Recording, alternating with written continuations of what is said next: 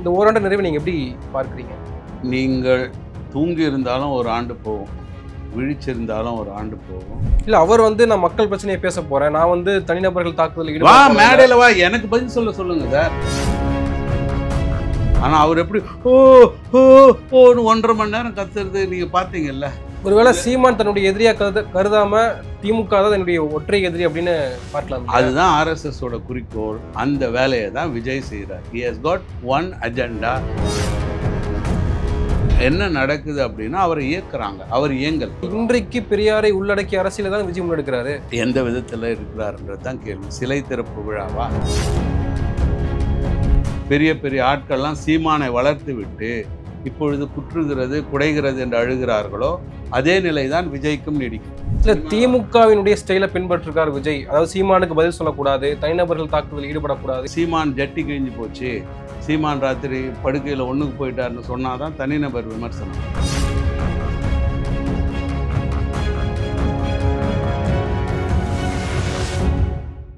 South beat நேயர்களுக்கு வணக்கம். இந்த நேர்காணலில் நாம் சந்திக்கிருப்பவர் வழக்கறிஞர் திரு இளங்கோவன் அவர்கள். வணக்கம் சார். வணக்கம். தமிழக அரசியல் களத்துல புது வரவாக குதித்திருக்கக்கூடிய தமிழக வெற்றி கழகம், அதனுடைய ஓராண்டு நிறைவு பெற்று அதனுடைய விழா கொண்டாடப்பட்டிருக்கு. கொள்கை தலைவர்களை அவர்களுடைய சிலைகளை திறந்து வைத்திருக்கார் விஜய். இதெல்லாம் பார்க்கிறோம். இருந்தாலுமே இதெல்லாம் ஒரு புறம் இருக்கட்டும். ஆனால் அந்த கட்சியில் சேரக்கூடிய நபர்கள் அண்மையில் இணைந்த நபர்கள் அப்படின்றது ஒரு பேசுபொருளாக இருக்கு. குறிப்பா சிடி நிர்மல்குமாரா இருக்கட்டும், ஆதவ் அர்ஜுனாவா இருக்கட்டும், செய்தி தொடர்பாளர்கள் சொல்லக்கூடிய சில நபர்கள் அவர்கள் வந்து பாஜக ஆதரவாளர்களாக முன்னாடி இருந்திருக்காங்க அப்படின்னு சொல்லப்படுது. இதெல்லாம் நம்ம எப்படி எடுத்துக்கிறது? இந்த ஓராண்டு நிறைவை நீங்க எப்படி பார்க்குறீங்க? நீங்கள் தூங்கி இருந்தாலும் ஒரு ஆண்டு போகும், விழிச்சிருந்தாலும் ஒரு ஆண்டு போகும், உழைச்சாலும் ஒரு ஆண்டு. காலம் யாருக்காகவும் நிற்கிறது இல்லை. அப்படி பார்த்தீங்கன்னா ஒரு கட்சின்னு அவர் அறிவித்து ஓராண்டு நடந்தது என்பது நடந்தது. ஆனால் இதை பெரிதுபடுத்துபவது யாருன்னு பார்த்தீங்க அப்படின்னா மக்கள் பார்வையிலிருந்து, என்ன மாதிரி சாதாரண ஆள் பார்வையிலேருந்து பார்த்தா மீடியா தான். நீங்கள் கிராமப்புறங்களுக்கோ நகர்ப்புறங்களுக்கோ பல்கலைக்கழகங்களுக்கோ போய் பார்த்தீங்கன்னா தமிழ்நாட்டின் அரசியல் களத்தில் என்ன நடக்கிறது, என்ன நடக்கணும், வேலைவாய்ப்பு பற்றியோ தமிழ்நாட்டின் அடுத்த கட்ட வளர்ச்சியை பற்றிய விவாதங்கள் யாரிடமும் நடக்கிறது இல்லை. எல்லாமே மீடியாவோட நிற்குது. அதிகபட்சமாக ஒரு சில கட்சிகள் போராட்டத்தில் இயங்கும், ஆர்ப்பாட்டம் நடத்தும், மக்கள் இயக்கம் நடத்தும். ஆனால் எந்த ஒன்றையும் செய்யாத ஒரு கட்சிக்கு அதிகபட்ச வெளிச்சம் கிடைக்குது அப்படின்னு பார்த்தீங்கன்னா அது தாவேகா என்கிற கட்சி. காரணம் என்ன? அது விஜய் என்கிற சினிமாவில் அறிமுகமான, அவர் சினிமாவில் விளம்பரமான ஆளாக இருப்பதால் வரக்கூடிய ரசிகத்தன்மை உள்ள மக்கள். ஸோ அப்போ வியாபாரம் செய்யக்கூடியவர்கள் களத்துக்கே வரலன்னு சொல்ல முடியாது இல்லையா? பரந்தூருக்கு போறாரு. பரந்தூருக்கு அவர் பறந்து போனது மட்டுமே ஒரு அரசியல் கிடையாது. நல்லா கவனிங்க. பரந்தூருக்கு செல்வது அரசியல் இல்லை. பரந்தூரில் என்ன சொன்னார், அதுக்கு அடுத்து அதுக்காக என்ன செய்கிறார். இப்போ பரந்தூரில் என்ற விஷயம் பறந்து போச்சு இல்லை. ஒரு விஷயம், பரந்தூர் மக்களுக்கு வயிற்று வலி இன்னமும் தீரவில்லை. அந்த இடத்துக்கு போனார், மீடியா வெளிச்சம் பெருசாக கொடுத்தாங்க. அடுத்தது இல்ல வேங்கை வயலுக்கு போக போறாருன்னு சொன்ன உடனே வேங்கை வயலில் இருக்கக்கூடிய குற்றவாளிகள் யாருன்னு உடனே தமிழக அரசு அறிவிக்குது அப்படின்னு சொல்லப்படுது. இது ஒன்று எடுத்துக்கலாம். இதில் தமிழ்நாடு அரசுகிட்ட ஒரு தவறு இருப்பதை நான் சொல்கிறேன். இது விஜய்க்காகன்னு இல்லை, தமிழ்நாடு அரசு மிகப்பெரிய தவறு ஒன்றை செய்து வருகிறது. என்னன்னா, தனது புலன் விசாரணையில் ஒரு நியாயம் இருக்கும் பொழுது அதை தைரியமாக வெளியிடாமல், ஒரு குறிப்பிட்ட சாதி தனக்கு எதிராக அமையுமோ, ஒரு குறிப்பிட்ட இன மக்கள் நமக்கு எதிராக வருவார்களோ, ஒரு இன அடையாள அரசியல் கட்சிகள் தனக்கு எதிராக திரும்பி விடுவார்களோ என்று தயங்கிய காரணம்தான் வேங்கை வயலில் என்றோ முடிந்து இறுதி அறிக்கை தயாரான ஒரு வழக்கை இந்த மாதிரியான ஒரு காலகட்டத்தில் கொண்டாந்து நீதிமன்றத்தில் சேர்ப்பிச்சிருக்காங்க. அதையும் வரேன். இது தமிழ்நாடு அரசின் தவறு சொல்லிட்டோம். இப்போ விஜய் பக்கம் வருவோம். விஜய் போனார், வேங்கை வயல் சார்ஜ் ஷீட் வந்துடுச்சு. அதுக்கு அடுத்து என்ன சொன்னார் சொல்லுங்க.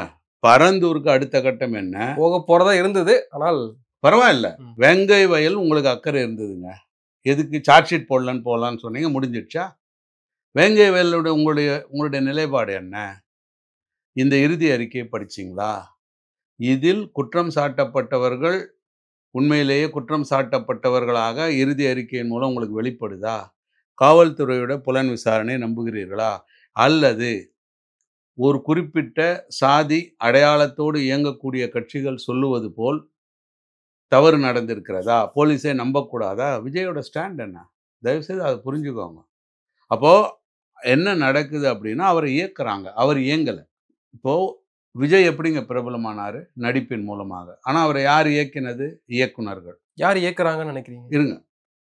முதல்ல விஜய் எப்படி பிரபலம் அப்படி பார்த்தீங்கன்னா, அவரது முகம் வெளியில தெரியுது. அவருக்கு தான் ரசிகர்கள் வந்தாங்க.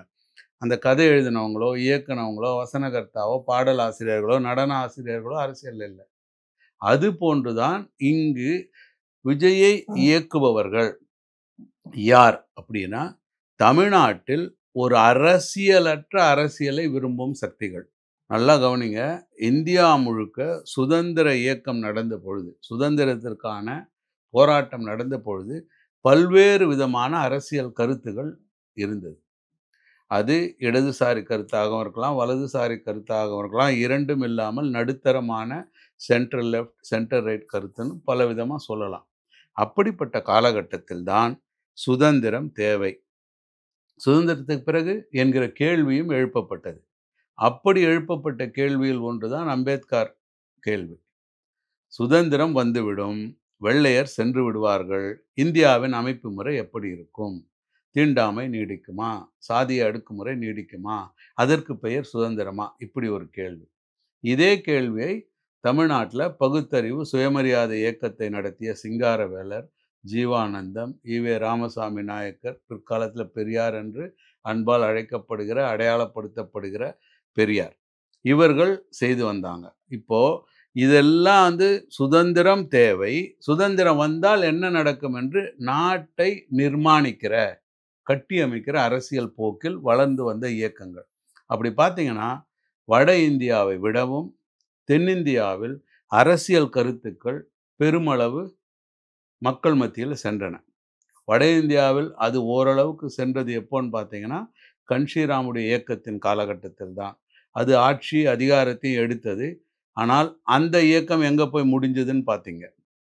பிஎஸ்பியுடைய ஆட்சியும் இல்ல இன்றைய திமுக ஆட்சி காலகட்டத்துல இன்றைய காலகட்டத்துல விஜயினுடைய வருகை, தாவேக்காவினுடைய அறிமுகம் அப்படின்றது மக்களுக்கு தேவையா இல்லையான்றதான கேள்வி. இல்ல இப்ப வருவான். இப்ப என்ன சொல்ல வரேன்னா, இப்படியான அரசியல் கருத்துகள் பரவி, அது ஸ்ட்ராங்கா இருக்கிற ஒரு மாநிலமாக பார்த்தீங்கன்னா, தமிழ்நாட்டில இருக்கு. அது என்ன? பகுத்தறிவு, சுயமரியாதை, சமூக நீதி என்கிற கருத்துக்கள்.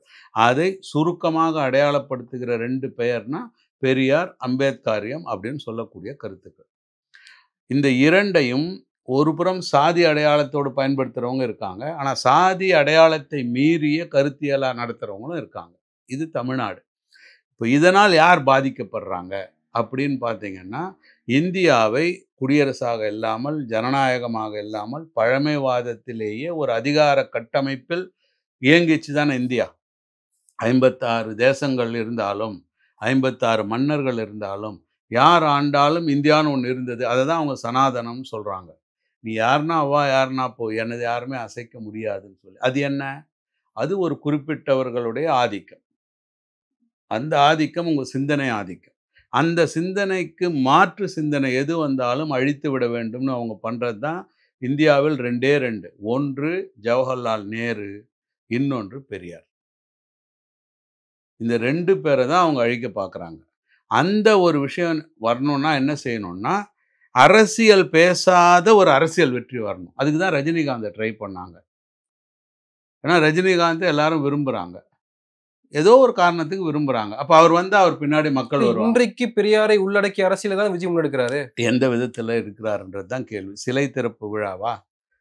அதுதான் நான் கேட்கிறேன். அதாவது ஒரு ஒரு சினிமாவில் திருடக்கூடாது. இப்போ போக்கிரி சினிமா மாரி எடுத்துக்கோங்க. அதில கூட வன்முறை கூடாது. மற்ற விஷயம் எடுத்தோன்னா நடந்தது சண்டை காட்சியோ, போக்குவரத்தோ எல்லா தவறுகளையும் செய்வது, எல்லா விஷயத்தையும் செய்வதை சொல்லிவிட்டு இது கூடாதுன்னு சொல்ற மாதிரியான, அந்த மாதிரியான விஷயம் உங்க உள்ள போற மாதிரியான விஷயங்கள் மாதிரி தான் இதுவும். பெரியாரையும், அம்பேத்கரையும் அடையாளப்படுத்துகிறீர்களே ஒழிய, அவர்கள் எதற்காக தேவைப்படுகிறார்கள் அப்படின்னு நீங்க சொல்லல. ஒரு கட்சி ஆள்கிறது. எது? திராவிட முன்னேற்றக் கழகம். அந்த கட்சியை வீழ்த்துவது அப்படிங்கிறதுக்கு என்னத்துக்காக வீழ்த்தணும்னு நீங்க சொல்லணும்ல. ஏன் வீழ்த்தணும்? இல்ல ஊழல் நிறைந்திருக்கக்கூடிய ஒரு ஆட்சியாக இருக்கு. நம்ம அப்புறப்படுத்த வேண்டிய அவசியம் இருக்கு. அதுதான் கேட்க வரேன். இப்போ தமிழ்நாடு மக்கள் அவ்வளவு முட்டாள்களா? நான் கேட்கிறேன் சார். இப்போ விஜய் மேடையில வரட்டும். ஊழல்னு சொன்னா, என்னைக்கு இந்த ஊழல் உங்களுக்கு கண்ணுக்கு தெரிஞ்சது? இந்த 5 ஆண்டுகளில் தானா? இல்ல அதற்கு முன்னாடி இருந்ததா? அதற்கு முன்னாடி இருந்ததா? அதற்கு முன்னாடி இருந்ததா? என்றால், ஆம்னா அப்ப இந்தியாவின் நிர்வாக அமைப்பில் ஊழல் எங்கிருந்து ஊற்றெடுக்கிறது? அதற்கு தவிர்ப்பதற்கு என்ன செய்ய வேண்டும்? இது தனிநபர் காரணமா? நிர்வாக காரணமா? இந்தியாவினுடைய நிர்வாக அமைப்பு ஊழலுக்கு உதவுகிறதா? அல்லது அங்க போகிற தனிநபர் பாக்கெட்ல எடுத்து போட்டுன்னு போயிடுறாங்களா? உங்க வீட்டு வேலைக்காரங்க மாரி. மக்களுடைய பணியாளர்களா வரக்கூடிய ஆட்சியாளர்கள் ஜஸ்ட் லைக் தட் பாக்கெட்ல போட்டுட்டு போயிடுறாங்க. அப்ப அந்த ஐஏஎஸ், ஐபிஎஸ் என்ன செய்றாங்க? அவங்க நிரந்தரமா இருக்கக்கூடியவர்கள் தானே. அப்போ இந்தியாவினுடைய அட்மினிஸ்ட்ரேட்டிவ் செட்டப்ல கரப்ஷன் எப்படி வருது? அத எப்படி செக் பண்ணணும்னு உங்ககிட்ட என்ன புரோகிராம் இருக்கு? நீங்க யாருங்க நீங்க? நீங்க வீட்ல இருக்கீங்க வந்து ஊழல் ஒழிப்புன்னா நான் ஏன் நம்பணும்? உங்க பின்னாடி 5,00,000 பேர் இருக்காங்க. அல்லது 50,00,000 உறுப்பினர்கள்னு கட்சியில இருக்காங்க. நான் அத மறுக்கவே இல்ல. ஆனால் நீங்கள் சொல்லக்கூடிய விஷயத்த கேள்வி கேட்கிற தன்மை எனக்கு இருக்குல்ல. ஏங்க இவ்வளவு பேர் ஜவஹர்லால் நேரு ஒழிக்க முடியாத ஊழலை, இந்திரா காந்தி அழிக்க முடியாத ஊழலை, அதற்காக நெருக்கடி நிலையையே கொண்டு வந்தாங்க. ராஜீவ் காந்தி ஒரு எலக்ட்ரானிக் கவர்னன்ஸ் கொண்டு வர நினைச்சார். இந்த பியூரோக்ரசி ஒழிச்சு, ரெட் டேபிசத்த ஒழிச்சு, இந்த புதிய டெக்னாலஜிக்கல் யுகத்துல மக்களுக்கு நேரடியாக எல்லாம் சென்று சேர்றதுக்கு ஒரு அடிப்படையே போட்டார். அவர தான் ஒழிச்சாங்க. யார் ஒழிச்சது? எதனால ஒழிச்சாங்க? ஏதாவது தெரியுமா விஜய்க்கு? இல்ல அவர் கட்சியில இருக்கிறவங்களுக்கு? இல்ல அவர் கட்சியில சேர்க்கிற ஆட்களுக்கு?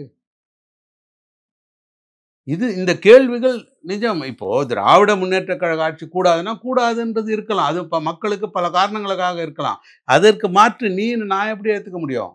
Who are you? இல்ல அவர் வந்து நான் மக்கள் பிரச்சனையை பேச போறேன். நான் வந்து தனிநபர்கள் தாக்குதலில் வா ஈடுபட போறேன். மேடையில வா. எனக்கு பதில் சொல்லுங்க சார். என் வாழ்நாள் முழுக்க பொலிட்டிக்கல் சயின்ஸ் படிச்சிருக்கேன். கான்ஸ்டிடியூஷன் படிச்சிருக்கேன். அதுல வேலை பார்த்துருக்கேன். நான் கேட்கிற 4 கேள்விக்கு விஜயால பதில் சொல்லுங்க. இந்த குடிமகன் நான் வாக்களிக்கணும். மற்ற அரசியல் கட்சிகள மேடையில கேள்வி கேட்கிற மாரி இருக்கு. ஆனா விஜய்க்கு உங்க மீடியா தானே வருது. 1000 கேமராக்கள் வருதே ஒழிய, ஒரே ஒரு நபரோடு உரையாட விஜய் தயாரா? நீங்க மிகப்பெரிய தலைவர்களோடு உரையாட வேண்டாம். என்னோட உரையாட சொல்லுங்க. என்னோட உரையாட சொல்லுங்க. நீ உண்மையிலேயே தமிழ்நாட்டில் மாற்று அரசியலை, ஊழலற்ற நிர்வாகத்தை கொடுக்கக்கூடிய திறன் படைத்த தலைவர் என்றால், ஒரு சாதாரண குடிமகனோடு விவாதத்துக்கு வாங்க. இவ்வளவு கேமரா வச்சிருக்கீங்கல்ல, இவ்வளவு நிருபர்களும் ஏற்கனவே வெளிச்சமுள்ள விஜய்க்கே வெளிச்சம் போடுறீங்கல்ல. அவரிடம் ஒரு கேள்வி கேளுங்க. யாராவது ஒரு நிருபர் இதுவரைக்கும் கேள்வி கேட்டிருக்கீங்களா? இதுநாள் வரை இந்த பத்திரிகை துறை விஜய் தான் எங்களுக்கு விளம்பரமாக கொண்டு வந்து சேர்க்கிறதே ஒழிய, எங்களுடைய ஏதாவது ஒரு கேள்வியை விஜயிடம் கேட்டிருக்கிறார்களா? என்ன ஜனநாயகம் இது? சாதாரணமா உங்களுக்கு ஒண்ணு சொல்றேன். சென்னை கிறித்தவ கல்லூரியில தேர்தல் நடக்கும். மாணவர் இயக்கத்துக்கு. அந்த மாணவர் தலைவராக நிற்கக்கூடியவர், ஹாஸ்டல்ல போய் ஒவ்வொரு ரூமா ஓட்டு கேட்பார். ஸ்டூலிங்ன்னு ஒரு ப்ரொசீஜர் இருக்கு. தான் ரூம்ல இருக்கக்கூடிய ஒரு ஸ்டூல் மேல கேண்டிடேட்ட நிறுத்த வச்சுட்டு, நான் உனக்கு வாக்களிக்கணும்னா ஏன் வாக்களிக்கணும்? அவர் ஏதாவது சொன்னேன்னா, இத எப்படி நிறைவேத்துவ? என்ற கேள்வி கேட்கக்கூடிய ப்ரொசீஜர் உள்ள சென்னை கிறித்தவ கல்லூரி பாரம்பரியம் இன்னமும் இருக்கு. அது போன்ற ஏதாவது ஒன்றிற்காவது அவர் தயாராவாரா? ஒரு இல்ல ஆனா 1967 நடந்த மாரி, 1977 நடந்த மாரி யார் சொல்றது? 67ல யாரால், எதற்காக, எப்படி நடந்தது? பதில் சொல்லுங்க. 1967ல் தமிழ்நாட்டில் காங்கிரஸ் தோற்கடிக்கப்பட்டது. இன்னைக்கு வரைக்கும் காங்கிரஸ் திரும்பவும் ஆட்சிக்கு வரல சரி. ஆனால் 77ல் என்ன வந்தது? திராவிட முன்னேற்றக் கழகத்திலிருந்து ஒரு பிரிந்த அனைத்து இந்திய அண்ணா திராவிட முன்னேற்றக் கழகம் வந்தது. திரும்ப திரும்ப மக்கள் அந்த 2 திராவிட கட்சிகள தானே கொண்டு வராங்க. அப்ப ஊழல்னா திமுகன்னு சொன்னீங்கன்னா, அப்ப எம்ஜிஆர் ஊழல் செய்தாரா? இல்லையா? அத சொல்லுங்க. இல்ல தாவேக்காவும் திராவிட கட்சி தானே இல்லையா? தெரியலையே. அவர் தான் சொல்லணும் அத. அவருக்கு எதுவும் தெரியாதுன்றது தாங்க நாங்க சொல்றது. அவருக்கு வசனம் எழுதி குடுத்தால், இப்ப நாம பேசுறோம். சில நேரம் அப்படி பேசுகிறோம், ஆனால் அவர் எப்படி ஓ ஓ ஓன்னு 1.5 மணி நேரம் கத்துறது நீங்கள் பார்த்தீங்கல்ல. ஒரு மனிதனுடைய எத்தனை அரசியல் தலைவர்கள் பேசியிருக்காங்க இந்த நாட்டில். ஜவஹர்லால் நேருவை பார்த்துருப்பீங்க, மகாத்மா காந்தியை பார்த்துருப்பீங்க, அண்ணாதுரையை பார்த்துருப்பீங்க, கருணாநிதியை பார்த்துருப்பீங்க.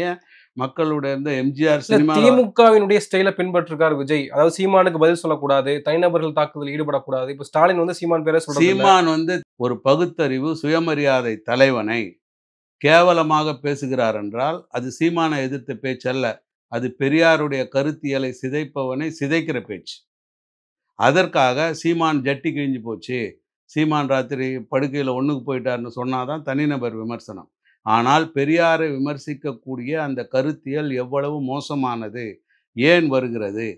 பிரபாகரனுடைய வெடிகுண்டை எடுத்து பெரியாரின் வெங்காயத்து மீது வீசுவேன் என்று சொல்வதில் என்ன வன்முறை இருக்கிறது? பிரபாகரனிடம் 0 அரசியல் இருக்கிறது. பெரியாரிடம் 100க்கு 100 அரசியல் இருக்கிறது. எத்தனை வெடிகுண்டு போட்டாலும் பெரியாரின் அரசியலை தோற்கடிக்க இயலாது. காரணம், அது கருத்தியல். ஆனால் பிரபாகரனிடம் இருந்தது வெறும் ஆயுதம். அது குரங்கின் கையில் இருந்தாலும் வெடிக்கும். அந்த வெடிகுண்டு தவறி விழுந்தாலும் வெடிக்கும். சிலிண்டர்லாம் லாரியில இருந்து விழுந்தாலும் வெடிக்குது. அதுக்கு எதுக்கு சீமான்? அந்த அறிவில்ல. இந்த கேள்விகளை கேட்பது சீமான் என்கிற தனிநபர் மீதான விமர்சனம் இல்லை. அப்போ விஜய்க்கு பெரியாரையும் தெரியாது, பிரபாகரனின் அரசியலற்ற ஆயுத அரசியலும் தெரியாது. ஒருவேளை இது சீமான் தன்னுடைய எதிரியா கருதாம திமுக தான் என்னுடைய ஒற்றை எதிரி அப்படின்னு பார்க்கலாம் இல்லையா? அதுதான் ஆர்எஸ்எஸோட குறிக்கோள். அந்த வேலையை தான் விஜய் செய்கிறார். He has got one agenda, anti DMK agenda. இப்போ என்ன பிரச்சனைனா, திராவிட முன்னேற்றக் கழகம் சில பல தவறுகளை செய்து கொண்டிருக்கிறது நிர்வாகத்தில். இந்த தவறுகளை களைந்து திராவிட முன்னேற்றக் கழகத்தை ஒரு சீரான கட்சியாகவோ அல்லது அதற்கு மாற்றாக அனைத்து இந்திய அண்ணா திராவிட முன்னேற்றக் கழகத்தை ஜனநாயக ரீதியாகவோ சரி செய்யக்கூடிய வேளையில் தமிழ்நாட்டில் இயங்க முடியாமல் ஒரு அரசியலற்ற அரசியலை பல்வேறு முகங்களில் பல்வேறு தரப்புகளில் வெற்றிகரமாக ஆர்எஸ்எஸ் செய்து கொண்டிருக்கிறது. அந்த இயக்கம்தான் சீமான், அந்த இயக்கம்தான் விஜய். ஆனால் இது உங்களுக்கு எப்போ தெரிய வரும் என்பது ஒரு 10 ஆண்டுகள் தெரிய வரும். எப்படி வந்து இதே திராவிட இயக்க பெரிய பெரிய ஆட்கள்லாம் சீமானை வளர்த்து விட்டு இப்பொழுது குற்றுகிறது, குடைகிறது என்று அழுகிறார்களோ, அதே நிலைதான் விஜய்க்கும் நீடிக்குது.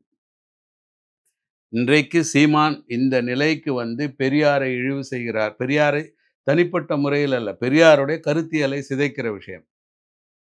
அப்போ அதை மேடையில் பேசிதான் ஆக வேண்டும். பெரியார் யார் என்று மீண்டும் சொல்லித்தான் ஆக வேண்டும். அவருடைய சுயமரியாதை அறிவு என்னன்னு சொல்லிதான் ஆக வேண்டும். அவருடைய பகுத்தறிவு என்னன்னு சொல்லித்தான் ஆக வேண்டும். அந்த கருத்தை நான் பேச மாட்டேன் அப்படின்னு விஜய் சொல்றார் அப்படின்னா, ஒன்று அவர் பெரியார் படத்தை எடுத்து வருவது போலித்தனம், ஏமாற்று. எப்படி சீமான் பெரியாரை பேசி இன்று பெரியாரை ஏசி வாழ்கிறார்களோ அதே நிலையை தான் விஜய் இல்ல கடைபிடிக்கிறார். இப்போ ஸ்டாலினும் வந்து சீமான் பேரையோ கமல் அவர்களுடைய பேரையோ சொல்றது இல்ல. இப்போ அது போல எப்படி அவங்க தவிர்க்கிறாங்களோ அதே போல விஜயும் இவங்க சீமானையோ எல்லாமே தவிர்க்கலாம் சிஎம் இல்லையா? கேண்டிடேட். நாங்கள் சிஎம் கேண்டிடேட் இல்லை. நாங்கள் சமூக மாற்றத்தை விரும்புகிற சாதாரண மக்கள். ஸ்டாலினுக்கும் இவன்லாம் எனக்கு ஒரு ஆளா, நான் ஏன் பேசணும்னு இருக்கலாம். அது தவறு என்பது என்னுடைய கருத்து. ஸ்டாலின் அப்படி இருக்கட்டும். அடுத்து வர்ற தலைமுறை யாராவது பேசணும்ல. இப்போ ஒன்றும் வேணாங்க, நீங்கள் வெளியில் கூட பேச வேண்டாம். இப்போ திராவிட முன்னேற்றக் கழகம் இன்னைக்கு கருத்தியல் சிதைவில் இருக்கிறது, சீமான் போன்ற ஆட்களை எதிர்க்க திராணியற்ற இருக்கிறது என்று கேட்டால் அதற்கு காரணம் முதல்வர். பெரியாரை பற்றி பேசுறாங்க. இதை சொல்லி முடிச்சிடுறேன். அதற்கு காரணம் இன்றைய முதல்வர். ஏன்னு கேட்டிங்கன்னா, பல தலைமுறைகளாக அவர் தான் இளைஞரணி திமுகவுக்கு தலைவராக இருந்தார். இன்றைக்கு அவரது மகன் இளைஞரணி திமுகவுக்கு தலைவர். அப்போ இந்த இளைஞர்களுக்கு அரசியல் பாசறையே நடத்தாமல் 100 ஆண்டு கண்ட நீதி கட்சின்னு விழா எடுத்தார் அவங்க அப்பா, திராவிட முன்னேற்ற கழக தலைவராக இருந்த மு. கருணாநிதி. அப்போ 100 ஆண்டு வரலாற்றை 25 வயது இளைஞனுக்கு சொல்லிக் கொடுக்க வேண்டிய கடமையும் பொறுப்பும் திராவிட முன்னேற்ற கழக தலைமைக்கு இருக்கு, இளைஞரணி தலைமைக்கு இருக்கு. இப்போ எந்த ஒரு அரசியலும் சொல்லித்தராமல் இளைஞரை தலைவராக உட்கார்ந்து கொண்டு நான் அடுத்த முதல்வர்னு உதயநிதி இருக்கார். அந்த இளைஞரணிக்கு அரசியல் அறிவே இல்லை. ஆனால் தவறான அரசியலை ஊட்டுகிறார் தமிழர் என்கிற பெயரில் சீமான். அதற்கு ஒரு 8% இளைஞர்கள் போகிறதா வச்சுக்கோங்க. அடுத்த ஒரு 8% அல்லது 10% இளைஞர்களை சீரழிக்கிறார் விஜய், இவர்களை எதிர்க்கிறேன். அப்போ எங்கே தப்பு நடக்குது? திராவிட முன்னேற்றக் கழகத்திடமும் அனைத்து இந்திய அண்ணா திராவிட முன்னேற்றக் கழகத்திடமும் தவறு இருக்கிறது. இவர்கள் இளைஞர்களை ஒரு பொருட்டாக மதிப்பதில்லை. காரணம், தொடர்ந்து பதவியில் இருந்த காரணத்தினால் நாங்கள் மட்டுமே எல்லாம் அறிந்தவர்கள், இவர்கள்லாம் எங்களுக்கு சமம் இல்லை என்கிற இன்றைக்கு பலருமே வந்து அதிமுகவும் தாவேக்காவும் இணைந்தா மிகப்பெரிய அளவுக்கு திமுகவுக்கு பின்னடைவா இருக்க போகுது. இது அரித்மெட்டிக் இல்லைங்க. அதாவது அரசியல் என்பது 2+2 = 4 இல்ல. அரசியல் என்பது ஒரு கெமிஸ்ட்ரி. அது மக்களிடம் எந்த விதமான மாற்றத்தை ஏற்படுத்தும்ன்ட்டு. இன்னொன்னு சொல்லிக்கிறேன். இப்ப விஜயை தங்களிடம் சேர்த்தால் வெல்லலாம்னு அதிமுக நினைச்சதுன்னா, அழியப் போவது அனைத்து இந்திய அண்ணா திராவிட முன்னேற்றக் கழகம் தான். இதற்கு உதாரணம், இதற்கு முன் அனைத்து இந்திய அண்ணா திராவிட முன்னேற்றக் கழகத்தை வெற்றிகரமாக தலைமை தாங்கிய ஜெயலலிதா அவர்கள் தான். அவர்களிடம் ஒரு நிருபர் நிஜமாவே கேள்வி கேட்க, "ஏன் நீங்க விஜயகாந்த் அலையன்ஸுக்கு கூப்பிடலன்ட்டு?" எங்கள் கட்சியைச் சார்ந்தவர்கள், சினிமா தாக்கம் கொண்டவர்கள். அந்த சினிமா தாக்கம் புரட்சி தலைவர்கிட்ட இருந்தது. அடுத்து என்கிட்ட இருக்கு. என்னை மீறி இன்னொரு ஆள் வந்தா, கட்சி வந்து அந்த சினிமாக்காரங்கிட்ட தான் எனக்கு பின்னாடி போகுமே ஒழிய, கொள்கை வழி இருக்காது. எனவே நான் அத விரும்பலன்னு சொன்னவங்க ஜெயலலிதா. ஸோ முதன் முறையாக அனைத்து இந்திய அண்ணா திராவிட முன்னேற்றக் கழகம் கிராஸ் ரூட்ல இருந்து, சாதாரண கிளைச் செயலாளர்ல இருந்து ஒரு முதல்வரை தெரிவு செய்திருக்கிறது என்கிற பெருமை பேசக்கூடிய கட்சியாக இருக்குமானால், அது இன்னொரு சினிமா நடிகரை நம்பி போனால் அழிந்துவிடும். உங்களுக்கு எடப்பாடி ஒரு சிம்பலா இருக்காரு இல்லைங்க. திமுக மாதிரி தலைமுறை தலைமுறையா ஒரே குடும்பம் தான் ஆளும் என்பது இல்லை. இது வெறும் சிஎம் போஸ்ட்ல மட்டும் இல்ல. ஒவ்வொரு மாவட்டத்தில இருக்கிற மந்திரியும் பார்த்தீங்கன்னா, தொடர்ந்து ஒரே குடும்பம் தான். அது மாத்தவே முடியாத, ஒரு அசைக்க முடியாத ஒரு நிலச்சுவாந்தார் அமைப்பாக தான் திராவிட முன்னேற்றக் கழகம் ஜனநாயகத்துக்கு இல்லாம இருக்கு என்பது தான் அதன் மீதான விமர்சனம். அதற்கு மாற்றாக இருக்கக்கூடிய கட்சி என்பது தான் அனைத்து இந்திய அண்ணா திராவிட முன்னேற்றக் கழகத்தின் வெற்றி ஃபார்முலா. இந்த இடத்துல போய் ஒரு சினிமாக்காரர் முதன்மையா நிறுத்தினார் என்றால், இன்றைக்கே ஒரு எடப்பாடியார் போய் ஒரு அரசியல் பேசுறார் என்றால், கவர் பண்ற கேமராக்களை விட, வீட்ல உட்கார்ந்துகிட்டு சினிமா பண்ற விஜய்க்கு தான் கேமராக்கள் அதிகம். இப்ப அவரே அதிமுக மேடைக்கு வந்தார் என்றால், எடப்பாடியிலிருந்து, ஆர்பி விஜயகுமார்லேருந்து இவங்கலாம் எங்க போவாங்க? யோசிச்சு பாருங்க. அழிந்துவிடும். எனவே அனைத்து இந்திய அண்ணா திராவிட முன்னேற்றக் கழகம் என்ன செய்யணும்னா, இளைஞர்களை தன் பக்கம் இழுப்பதற்கும், கடந்த 50 ஆண்டுகால வரலாற்றில் தமிழ்நாட்டிற்கு தான் செய்த சாதனைகளை எடுத்துச் சொல்லணும். அது சொல்றதுக்கு கூட அந்த கட்சியில யாருக்கும் தன் வரலாறே தெரியல. இதுதான் கொடுமை. இந்த பக்கம் வரலாறு தெரிஞ்ச கட்சியும், வரலாறு அறிந்த கட்சியுமா இருக்கிற திமுக, திட்டமிட்டே இளைஞர்களை அரசியல் மயப்படுத்தாமல் உட்கார்ந்துருக்கு. இந்த நோய் தான் சீமானாகவும், விஜயாகவும் தமிழ்நாட்டில் வெளிப்படுது. இதை ஆர்எஸ்எஸ் பயன்படுத்திக் கொள்கிறது. நன்றி. நிறைய விஷயங்கள பகிர்ந்துருக்கீங்க. உங்க நேரத்துக்கு மிக்க நன்றி.